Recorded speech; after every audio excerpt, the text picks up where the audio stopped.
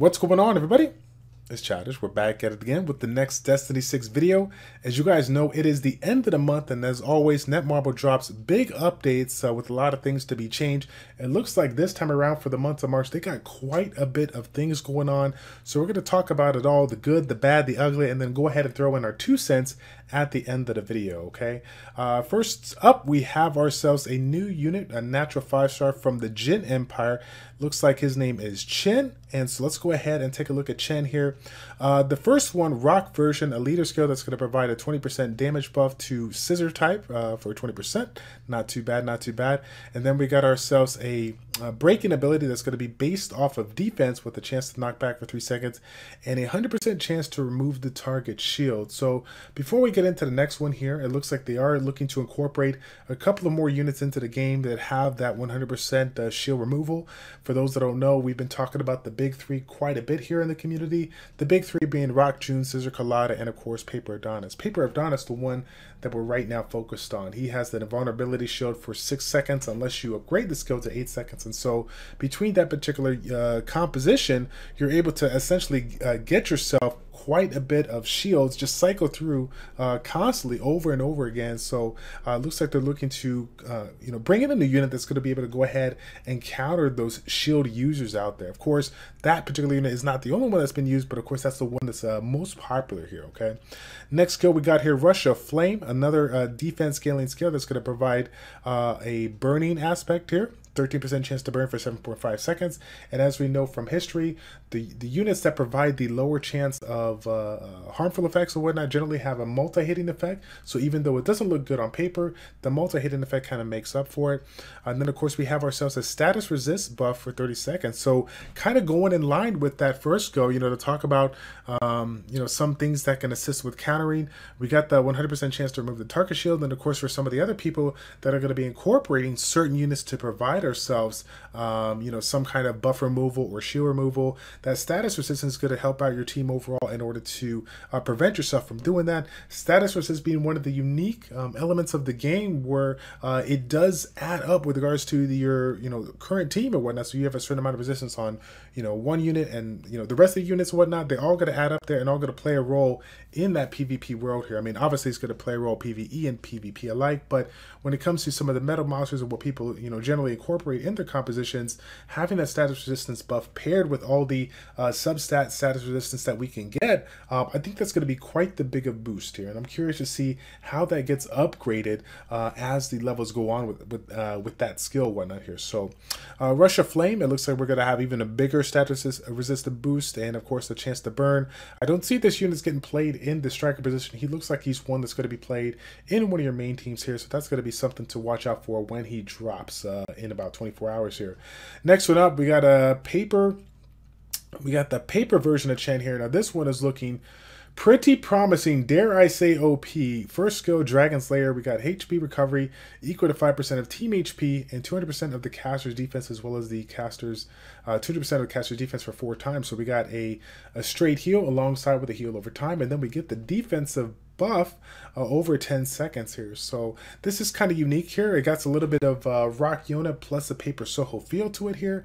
Defense scaling monster, the aspect of Paper Soho, but of course that healing aspect, the heal over time, pretty unique. And then as respect to Rock Yona, she has the heal with the defensive buff here. So really unique skill in general. I'm curious to see, of course, how it gets upgraded down the road.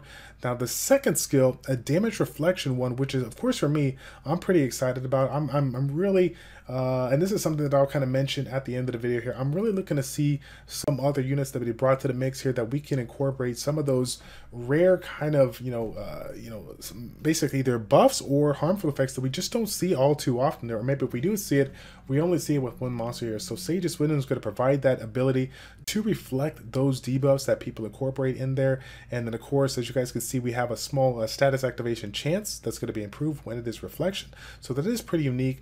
We got a little bit of an allied damage bonus for 10 seconds, and of course attack speed for 30% as well. So of course, for the offensive team, this is going to be really, really nice. We have a lot of these past few months have been really, really revolved around the defense monsters and those being super meta.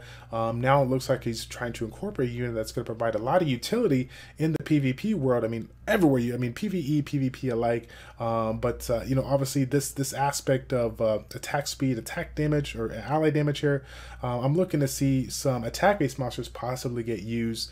Of course, now with that recent buff on Rock Arcana, we got a little bit of variety as far as what we want to use in our composition, depending on, you know, what kind of units we bring and whatnot here. So it looks like the first go Dragon Slayer is going to be the one that's going to be set in that striker position. But again, this does not look like a unit that's going to be put on the striker position. This looks like something that's going to be used in your main team here.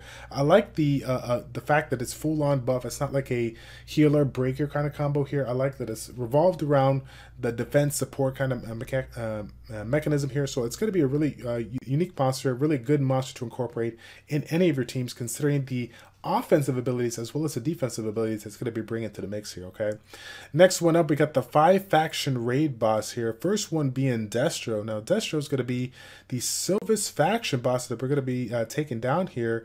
I have the opportunity to do that.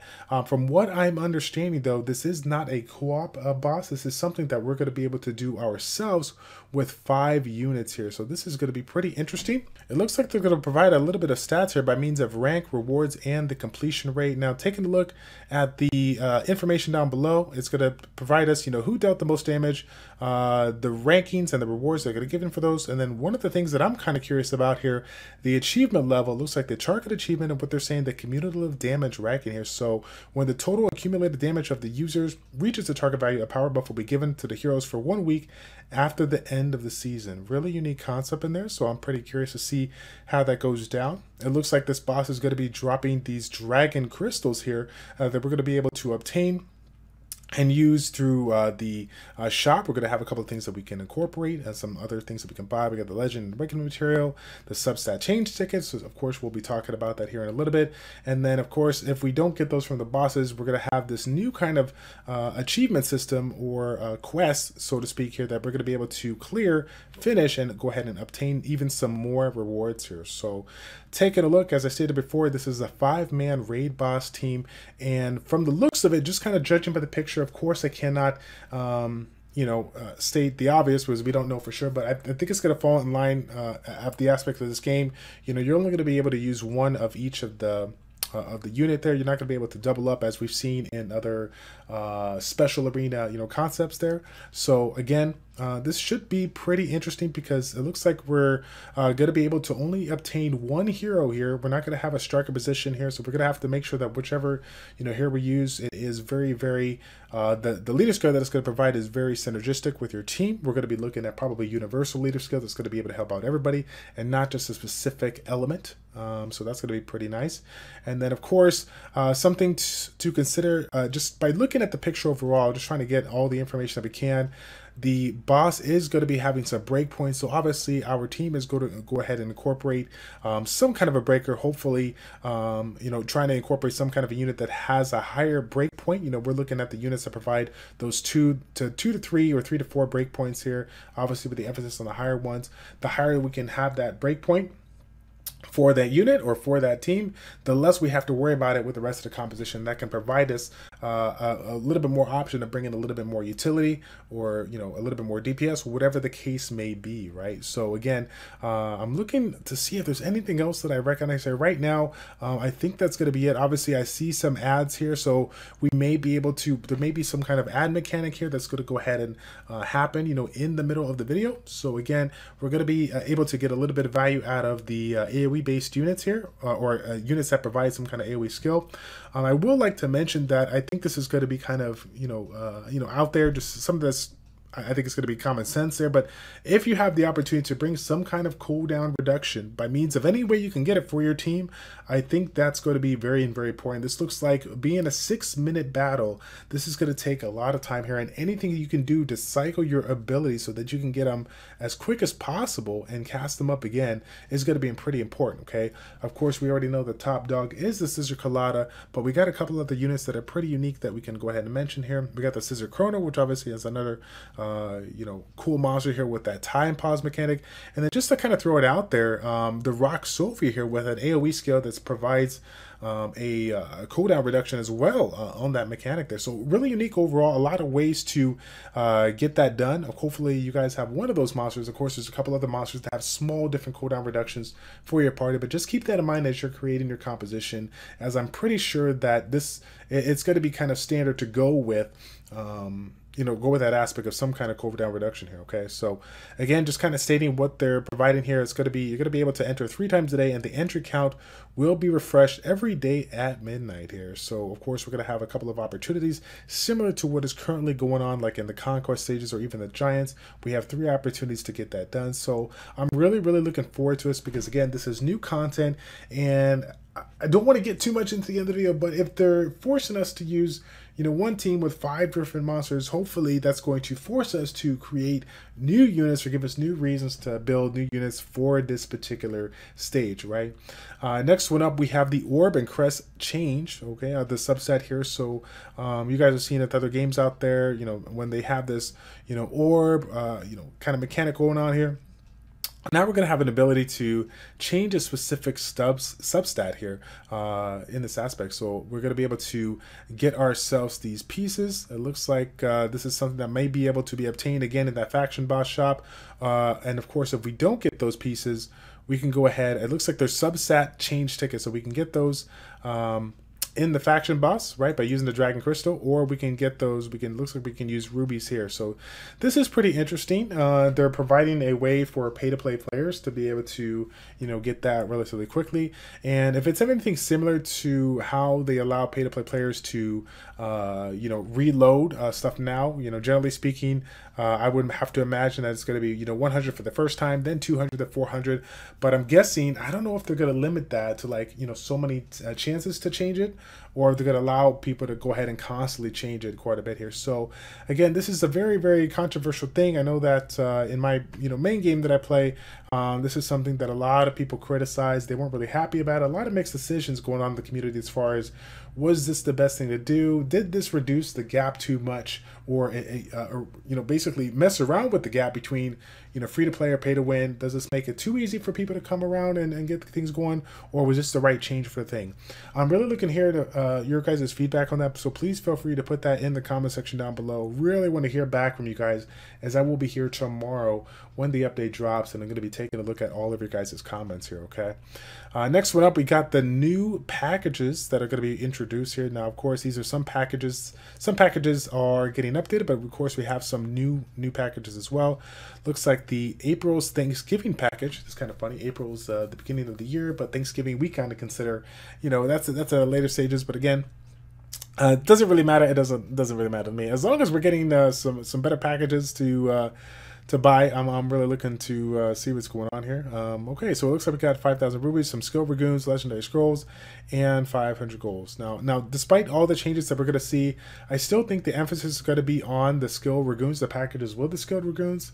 Any opportunity to get skill ups for your natural 5-stars is going to be really good. And it seems like some of those packages with the skilled dragoons have a decent amount of rubies to go along with it here, so you're not going to be kind of left out. The account level packages now, if you guys did not know, I did purchase, I think it was the first 3 here, maybe the account level 25. I'll have to double check here, but I think I purchased the first 3, and then I have the opportunity to purchase the last 2. But from what I'm reading here, as soon as that account level packages are renewed, the existing account level packages will be closed for sale, and I believe I heard that they will be able to, you'll be able to repurchase them again. So this is pretty neat, right? Renewed, I'm guessing that's what they mean on there.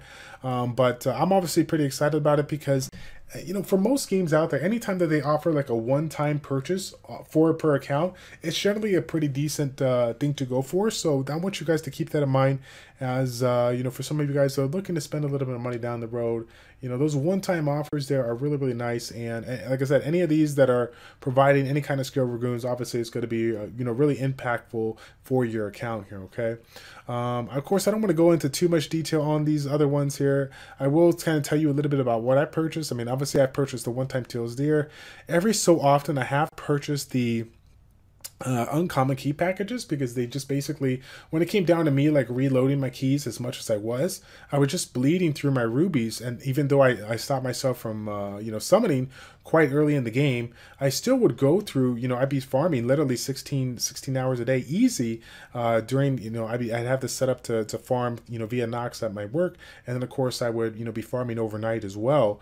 So I was going through keys quite a bit. And so this one for me kind of seemed to be the more cost effective one with regards to how much it was. I think it was like $8 for me in the US, which is really not bad considering you were getting 1,200 keys and, at that time, 1,100 rubies. When you think about the rubies that would cost just to get this amount of keys, I mean, you would easily knock out those 1,100 rubies. I mean, it was, what is it, like 50, I think it was 50 keys per 100 rubies, or do I have that wrong? Yeah, it was like 50, 50 keys per 100 rubies. So you can see quite how quickly you can bleed through those if you go ahead and go that route. Okay, so again, I'm going to leave this for you here if you guys want to check this out. More updates, more packages to talk about. I will say this though, the renewal package here, the 7-day bargain package, this was a $4 package for me in the States, and by far one of the most cost-effective packages in the game, in my humble opinion here, even before we got the legendary summoning scroll. So, obviously if you guys are, spending a couple of bucks here and there, and maybe you don't want to get too invested, this is one of those packs that I have been buying literally every single week. Now, funny enough, I personally thought that this was going to be like a limited package, like a one-time buy or maybe a 3-time buy for your account. But this is, again, as you can see, it is a renewal. You can literally buy this every single week. So if you are spending the money in the game, but you're not buying this package, then I don't know what you're doing, because again, the value of what you get over the span of 7 days compared to what you're paying, I mean, it's obviously, it's just, it's unanimous, right? You got to go for it. You got to go for it here. Again, going back to what we were talking about on those skilled dragoons, the advanced skilled dragoons here. So we're getting quite a big of a jump here. Looks like a little bit of a reduce in rubies, but for more skilled dragoons. Again, while this may seem kind of crazy to newer players here, remember that the skilled dragoon, the requirement of skilled dragoon goes up quite a bit as you level up these units. So for every skill that you're leveling up as a first, you're going to need 1 skill dragoon, and then for every follow up after that, level 2 to level 3, level 3 to level 4, you're going to basically need another skill dragoon here. So if you're going from level 2 to level 3, you need 2 skill dragoons. From level 3 to level 4, you need 3 skill dragoons, and so on and so forth here. So you can see why these skill dragoons are extremely precious and not to be overlooked if you are looking to purchase some resources here, some extra resources here. So again, I'm going to leave it at that. There's obviously a lot of stuff to go here with regards to these packages. I don't want to get too crazy in that, but I do want to mention that this is going to be something that we'll talk about. I guess we can kind of talk about it now as far as, my overall thoughts in this update. I guess I'm going to start out with here just the monthly 28-day attendance report. I'm going to say for the free-to-play community, I'm definitely happy for them. With the recent change of the Tower Promises being reset, combine that with the 28-day attendance reward, making a couple of adjustments here so that people can get some better rewards. Without question, Netmarble is definitely one of the more generous companies out there, providing us a lot of resources to get our feet started and give us an opportunity to get going as a new player, getting into this game here. So I'm pretty excited for the free-to-play community as well as the newer players out there, free-to-play or to play when they get started here. So going back to the new unit, my personal thoughts on this new unit. I mean, I'm excited obviously for new units here, but my kind of thought right now is the really hard push on the different natural 5-stars that are basically in the game or being introduced every single month, right? Obviously, anytime they introduce a new unit, it's very exciting, but as you guys can see, they're really focused on the natural 5-star category, which is of course forcing us to do a lot more summons and get those new units. Now, one of the things that this is I guess this is kind of like bleeding into everything. This is going to be my main topic that I really want to talk about here. When you think about, the state of the game and, where we're kind of at, the big 3 and everything, there is basically, X amount of units. We could say anywhere, we could say upwards of like it was the big 3, but now we have Elky in the mix. There's basically just a small handful of units that if you have one of those units, it dramatically changes the quality of your gameplay. And if you have, a multiple of those, if you have 2 or 3 units, it changes the gameplay exponentially to the point where it turns nightmare stages that were basically at that nightmare level, it turns them almost into hell mode or hard mode for you because it simply makes it just that much easier. My focus wasn't on so much as the, you know, aspect of like maybe nerfing or whatnot there, but more so making it not so heavily revolved around the natural 5 stars. You know, I'm going to throw some facts out there. The fact of the matter is that right now the state of the game is such that everybody and their mom knows about these natural 4 stars, these natural 5 stars alike. But there's not too many people that really know anything about the natural 3 stars in the game, right? And rightfully so, because we have so many new units coming in. How can people keep up with it? So, you know, when you think about that aspect and the thing that they're trying to do in these next few months here, incorporating new concepts of the game, we got the faction heroes coming into play. They're looking to improve some guild wars here. I'm hoping that Netmarble really makes an effort to make some of these units that may not be so meta or so, you know, rare up there, give them or maybe revamp some of their skills to make them a little bit more viable in the game today. Do I feel like they need to take a 3-star unit and make it just as good as a natural 5-star? No, but I definitely would like to see some achievements to motivate me as a player to actually build a new unit versus basically having this monster box of natural 4 stars and 5 stars alike with no thought about building any other natural 3-star versus, except for the exception of Rock Ignis and Tianjin. Those are perfect examples of what, you know, a couple of, you know, tweaks that you can do to a unit that in their lineup that can provide a lot of utility for the players in this game. But of course, that's just 2 units that have all the different natural 3 stars in the game. And like I said it before, with the generosity of Netmarble, and again, I'm not even getting mad at it. I'm really fortunate. I'm really happy to be a part of that we have the opportunity to get, you know, quite a bit of nice rare units. I still am a big fan of trying to use my ability of testing out new units and being able to challenge myself and not just basically allowing me to rickroll through content because I'm using units that are super strong or super overwhelming that it doesn't really motivate me to build a new unit. Does that make sense? I hope that makes sense here because I kind of let that spin in my head here, but I'm going to go ahead and leave it at that, guys. I know that there's a couple of things going on, but anytime I get into my thought philosophy or whatever, like it just kind of gets me all fired up, and I don't want to leave you guys with a bad taste here. So that's going to be pretty much it, guys. Of course, there's a couple of other changes going on here. Looks like the Rock Arcana, a little bit of adjustment there on their projectile. We got some adjustments on the lobby screen as well. It looks like we're now going to be able to see the charging, the striker ability on here, as well as a couple bug fixes here that they have provided us down below. So again, if you are seeing this video but maybe can't read it because I can't figure out how to like zoom this in for you guys, don't you worry. I'm going to leave a link in the description down below. Again, what's your guys' thoughts on everything that's been changed, and more so, what's your guys' thought on the last thing that I talked about? Are you in fact happy with the state of the game and the fact that the world revolves around natural 4 stars and natural 5 stars alike, or are you like me that with the introduction of new content, you're hoping to see a reason for us to possibly build new units into the game that are not just straight full nat 5 team? All right, I mean, I understand that hey, you got to build, these rare units are going to have some of the most unique and versatile kits, but I'm hoping that down the road, we can have some kind of reason for building, other units outside of the, top units, right, in this game here. So, but that's where I'm going to leave it at, guys. Thank you guys so much for your support, and for everybody that has tuned in, maybe for the first time or new to the channel, welcome to the channel. I'm really excited to still provide you guys some content. I know that with the current state of the game prior to this update, there was a little bit of worry as people are seeing not as many videos on channels as of late due just to the lack of the content. Obviously, we got to give a big shout out to Netmarble as they've been constantly bringing out new updates and new content once a month, every month at the end of the month here. So again, guys, if you are seeing this for the first time, get excited because this is a super big update, but I'm actually excited to see what is to come in the following month here with that new faction boss. All right, that's gonna be it, everybody. Thank you all so much for tuning in. It's your boy Childish with ChildishPlays checking out. Take care, and we will see you all in the next Destiny 6 video. I'm out.